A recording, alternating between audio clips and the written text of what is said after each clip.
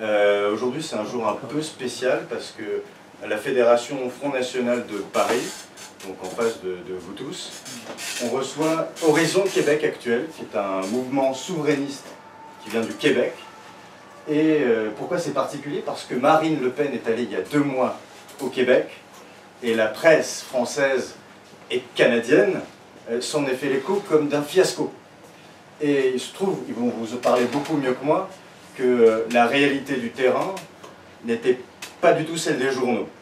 Et notamment l'appel de Québec, qui était une démarche à la fois diplomatique et politique de Marine Le Pen envers le monde francophone, la francophonie et des territoires qui ont été français il y a 4 siècles et qui se sont battus pour leur autonomie sans la France depuis 4 siècles, au Québec notamment.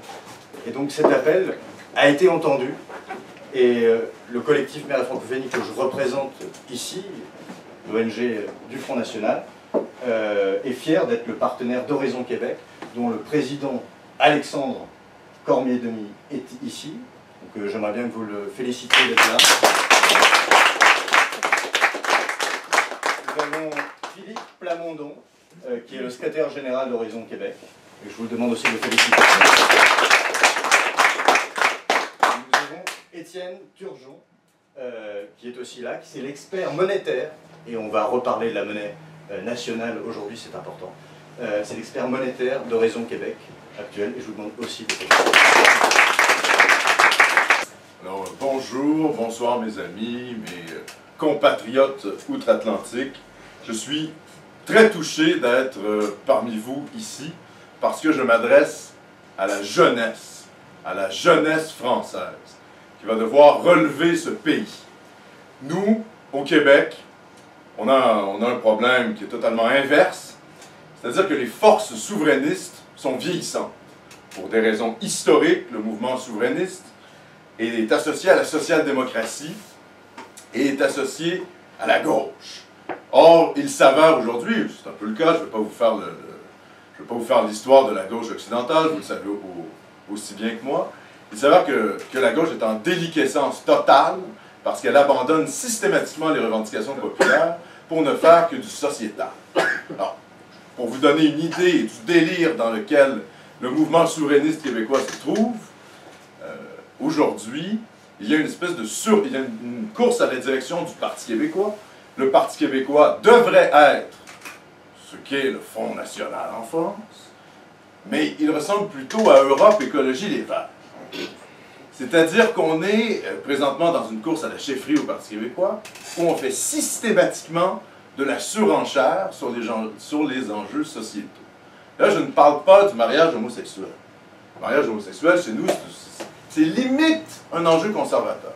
On est rendu beaucoup plus loin dans le délire.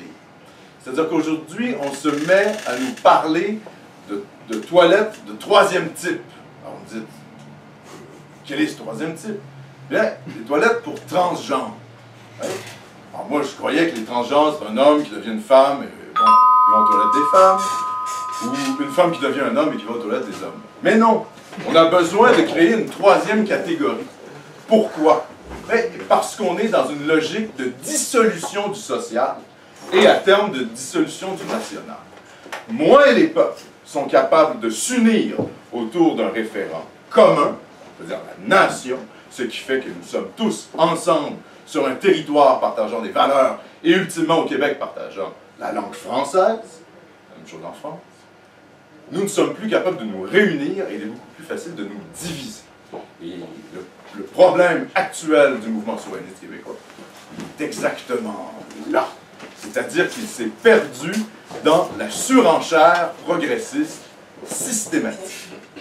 Qui fait en sorte qu'on est dans une situation totalement pathétique, où le parti qui est au pouvoir chez nous, c'est, je ne sais pas comment vous dire, c'est une sorte d'Alain Juppé sur l'acide. C'est un ultralibéral, mais dans tout le sens du terme. C'est-à-dire libéral sur le plan sociétal, libéral sur le plan économique, ultra-fédéraliste, anglo-gaga. Il est censé représenter le Québec à l'étranger, il se met à parler en anglais. Donc il n'est même pas incapable d'incarner un tant soit peu la nation québécoise. C'est d'ailleurs M. Philippe Couillard qui est à la tête de l'État. Et ce type est un neurochirurgien. Un neurochirurgien qui a travaillé pour le royaume d'Arabie Saoudite. Il a même donné des conférences sur la décapitation en Arabie Saoudite. Sympathique, connaissant des pratiques de ce pays. Pour vous dire à quel point notre classe politique est complètement déconnectée. Et c'est ça qui est assez drôle. Je reviens à ce que disait M. Pierret tout à l'heure. On a présenté le passage de Marine Le Pen comme un fiasco. Mais la réalité, c'est que ça a été un fiasco. Oui, mais pour qui? Pour notre propre caste politique. Moi, j'ai rencontré des gens, chez nous, complètement dépolitisés. Ils ne suivent absolument pas ni la politique québécoise, et encore moins la politique française. Et ils ont vu Marine Le Pen à la télé, et ils se sont dit, mon Dieu, mais je suis d'accord avec tout ce qu'elle dit. Tout ce qu'elle dit fait du sens. Sur l'immigration massive, sur l'islam radical, sur le patriotisme économique, sur tous ces sujets-là, elle avait 100%. Et notre classe politique est malheureusement incapable de l'incarner. Ils sont terrifiés par les cadres du débat imposés par nos adversaires fédéralistes. Nos adversaires fédéralistes, ce qu'il faut comprendre, c'est que le Québec, alors une population de 8 millions d'habitants, qui aurait, s'il était souverain, le PIB par capita, je crois, du Japon, donc un endroit extrêmement riche. Le Québec est à peu près à la superficie de 3 fois le Texas. Alors vous me dites, le Texas, ça ne nous dit rien, bien sûr, je comprends. Mais le Texas, c'est la taille de la France. Alors on a un territoire gigantesque, avec d'immenses ressources naturelles. Et pour des raisons complexes, là, dont je ne parlerai pas ici, parce que ça vous intéresse pas, je ne vais pas vous faire l'histoire constitutionnelle du Québec et du Canada, ça serait beaucoup trop long. Tout ce qu'il faut retenir, c'est qu'en 1982, le père de l'actuel premier ministre du Canada, Justin Trudeau, donc, le père de Justin Trudeau, Pierre Elliott Trudeau, a ramené physiquement, a rapatrié la Constitution canadienne de Londres au Canada et a inscrit dans la Constitution le multiculturalisme comme idéologie officielle de l'État. Il s'avère que le Québec n'a jamais ratifié cette Constitution. Il n'a jamais ratifié cette Constitution. Pourquoi? Parce qu'elle ne reconnaissait pas la nation québécoise. Or, dans l'esprit des Québécois que nous sommes, et qui sommes dans le fond les héritiers de cette grande aventure en Amérique qui est le Canada français, nous portons avec nous l'histoire de Jacques Cartier, de Samuel de Champlain. Nous sommes en quelque sorte le foyer lumineux de l'Amérique française, c'est-à-dire que nous portons en nous depuis 4 siècles la civilisation française à l'extérieur de la France, de l'autre côté de l'Amérique. Et pour cette raison, il était impossible pour le Québec, totalement impossible, d'être considéré comme une simple ethnie parmi d'autres de ce Canada multiculturel. Il faut bien comprendre que pour les Canadiens français, ils se sont toujours vus, même les Canadiens français fédéralistes, il faut bien comprendre ça, ils se sont toujours vus comme un peuple fondateur du Canada. Dans la logique des 2 peuples fondateurs, fondés à la fois par des Anglais et des Français. Or, ce qui se passe en 82 est dramatique. Parce que Pierre Elliott Trudeau nous impose, c'est-à-dire il détruit à la fois l'identité canadienne-anglaise, qui les concerne, qui les regarde, monarchiste, c'est leur plus grand droit, mais c'est pas le nôtre. Ouais, vous voyez, je ne suis pas un Britannique. C'est évident, je me fais couvrir la bouche et on comprend que je n'ai rien à voir avec la reine d'Angleterre. C'est une évidence. Pierre Elliott Trudeau non seulement détruit l'identité canadienne-anglaise, traditionnelle, mais en plus, il détruit la revendication nationale des Canadiens français. Par quoi? Par le multiculturalisme d'État. On ne parle pas ici, il faut distinguer 2 choses. C'est-à-dire qu'il y a le multiculturalisme de fait, plusieurs cultures qui vivent ensemble sur un même territoire, parlant plusieurs langues, etc. Ce dont je parle, c'est le multiculturalisme institutionnalisé. c'est-à-dire qui est promu comme idéologie officielle de l'État. Et à partir de ce moment-là, les Canadiens français, ou les héritiers des Canadiens français que sont devenus les Québécois, sont aujourd'hui considérés comme une ethnie parmi d'autres. Ce qui fait que le premier Pakistanais qui débarque, qui ne parle ni le français, ni l'anglais, est considéré comme porteur de la culture canadienne, au même titre que le peuple québécois qui a fondé le pays. Donc, on rentre dans une espèce de... Il faut bien comprendre ça. Les Français ont de la difficulté à comprendre ce que je dis, parce que le multiculturalisme, c'est pas simplement être doux, gentil et tolérant. C'est pas ça. C'est une arme politique.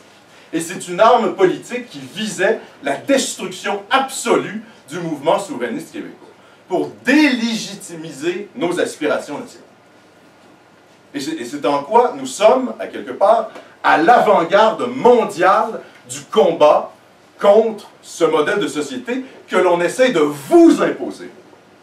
Parce qu'on vous présente le Canada comme le summum de la réussite de l'idéologie à la fois immigrationniste, communautariste et multiculturaliste. Et nous, ici, à Horizon Québec Actuel, nous sommes là pour venir vous avertir du désastre absolu que représente le modèle canadien.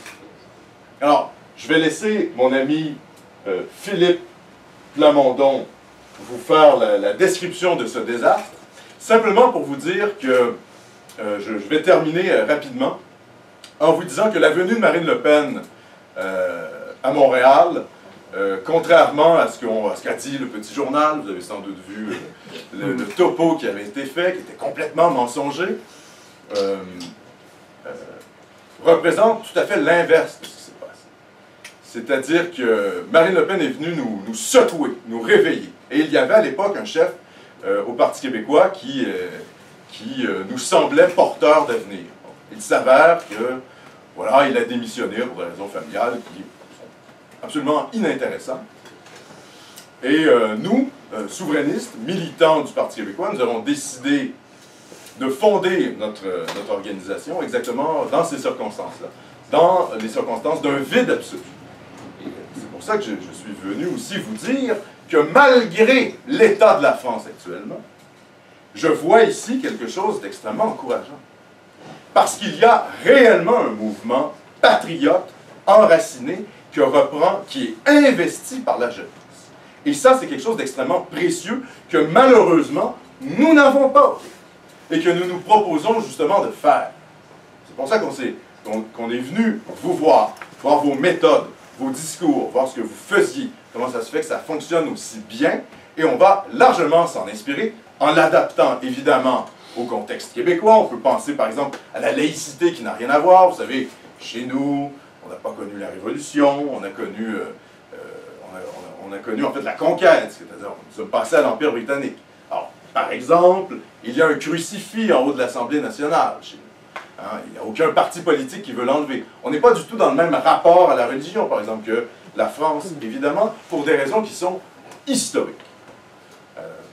Mais, malgré tout, il y a des points de convergence. Alors, on peut s'attaquer au Québec, une forme de catho-laïcité, si on veut dire, au dogme multiculturalisme, de la même manière qu'en France, on peut s'attaquer au multiculturalisme d'un point de vue républicain dans la tradition politique française. Notre voyage ici en France s'achève, nous partons bientôt, malheureusement. On a été très bien accueillis d'ailleurs par Lou Vialet et toute l'équipe du COMEF qui ont été impeccables pour nous recevoir et qui on a eu de très bons échanges politiques. Et je dois vous dire que je vous encourage à continuer le combat. Même si c'est difficile, même si on vous crache à la gueule, nous, c'est probablement ce qu'on va subir en revenant au Québec. Soyons honnêtes, c'est-à-dire qu'on va être présenté comme voilà, des infréquentables. Mais c'est un rôle qu'il faut totalement assumer. Parce que parfois, ça prend un peu de courage. Et le courage, notre caste politique ne l'a plus du tout. Elle a tout perdu, elle a perdu tout courage pour se conformer aux dogmes politiques à la fois sociaux et économiques de l'ultralibéralisme. Donc, merci à vous d'être là. Merci de porter le combat patriote. Merci aussi de continuer d'animer la flamme de la civilisation française que nous, au Québec, nous portons depuis 400 ans dans des conditions épouvantables, entourés par des millions d'anglo-saxons très hostiles, soyons honnêtes, qui sans arrêt tentent de nous assimiler. C'est-à-dire que le Québec est en quelque sorte le contre-modèle à la civilisation anglo-saxonne en Amérique du Nord, et c'est pour ça qu'il souhaite tant que l'on crève. C'est-à-dire notre mort, notre assimilation, notamment par la langue anglaise, marquerait le triomphe de leur modèle à la fois politique, à la fois social, à la fois culturel et à la fois civilisationnel. Et c'est pour ça que nous, au Québec, nous sommes le fer de lance, en quelque sorte, du combat que vous, patriotes français, menez, mais qu'également ailleurs dans le monde, on mène. On le mène en Hongrie avec Viktor Orbán. On le mène en Italie, on le mène en Autriche, on le mène en Allemagne, on le mène aujourd'hui également en Grande-Bretagne. Et c'est pour ça que tout ce qui est en train de se passer en Europe, toute cette montée d'un patriotisme enraciné, doit nous servir, nous au Québec, pour nous réveiller de notre léthargie. Sur ce, je laisse la parole à M. Plamont.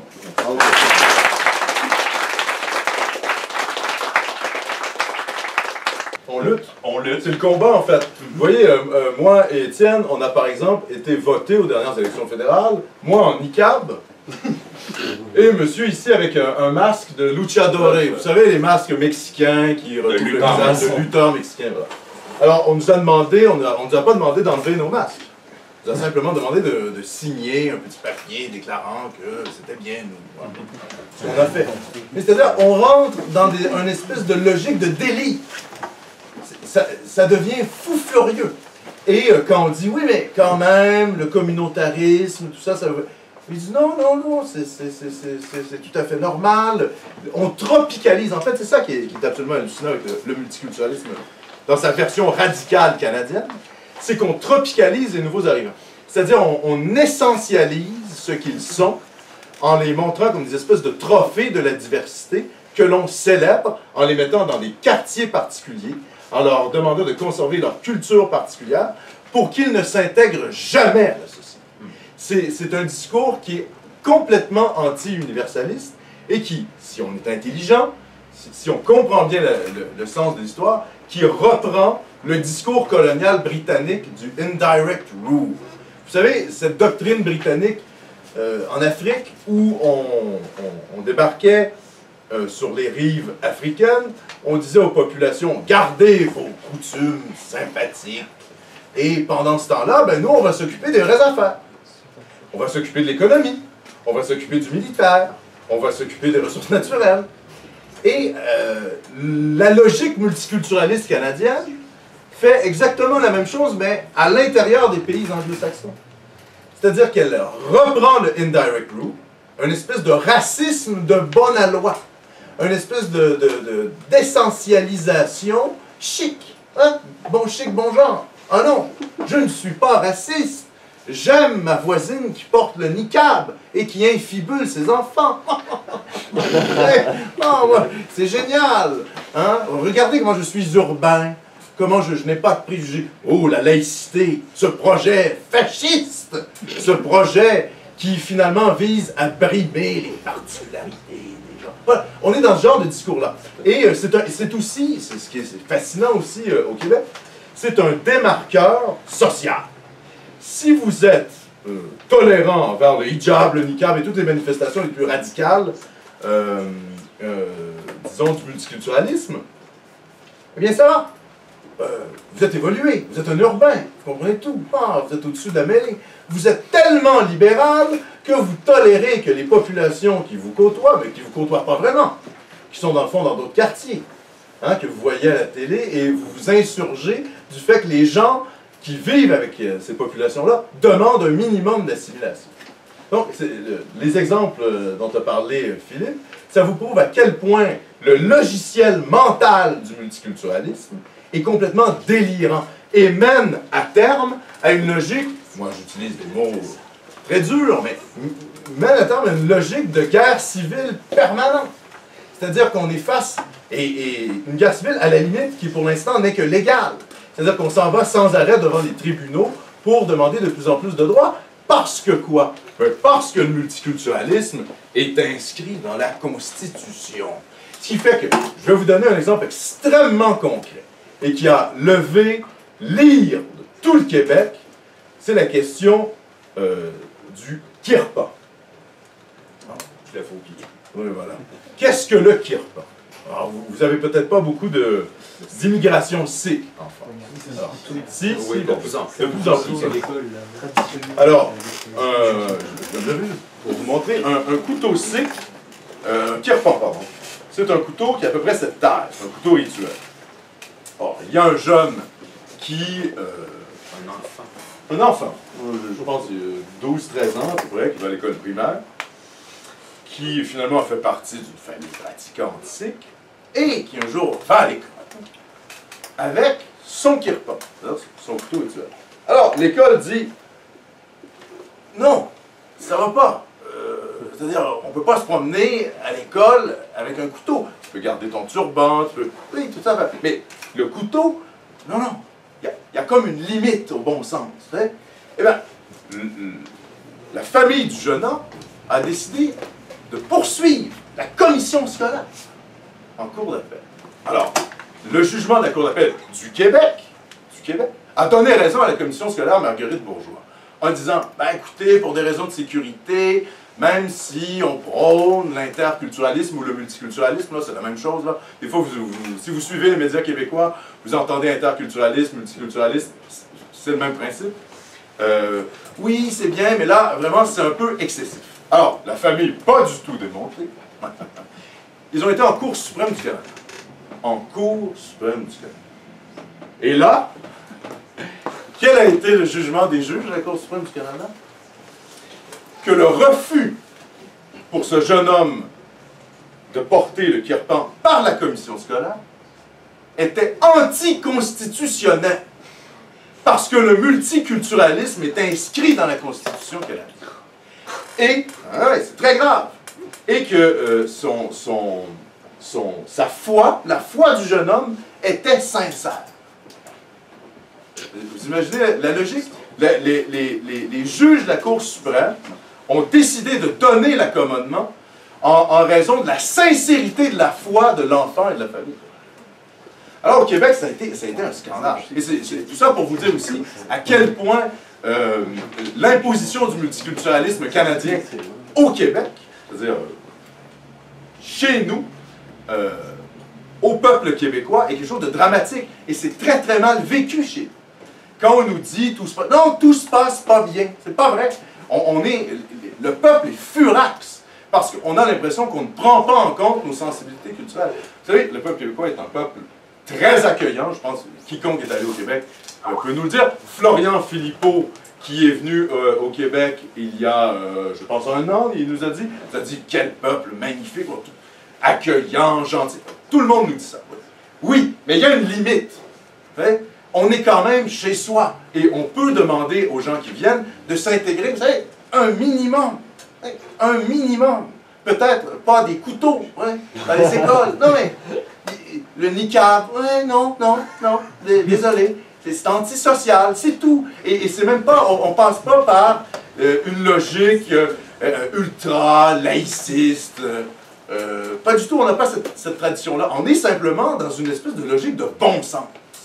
Mais voilà, le bon sens, nos élites l'ont perdu. Ils sont dans des constructions intellectuelles libérales délirantes. Et c'est le délire qu'on veut vous imposer, à vous Français, comme étant le modèle. Mais à ça, il faut dire non. C'est pas compliqué. Et pour dire non, ben vous savez ce qu'il faut faire. En 2017, il faut voter pour Marine Le Pen. C'est pas plus compliqué que ça. Mais c'est pas à vous que je vais l'apprendre. Mais c'est bon pour nous parce que à quelque part, des victoires patriotes que vous avez, le discours patriote que vous avez, nous permet, nous, de le porter également. Ça légitime également notre remise en question de ce discours ultralibéral qui est complètement délirant. Et Et autant Marine Le Pen a été un lanceur d'alerte chez nous, autant nous, on est ici pour vous rendre l'appareil. Pour vous dire, quand Juppé débarque et vous parle, ah, le Canada, cet endroit magnifique pour le multiculturalisme, non, non, non, faux.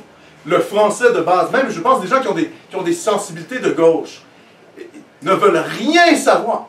Mais, niet, nada, ne veulent rien savoir du multiculturalisme canadien. C'est faux. Et ça, il faut être capable de le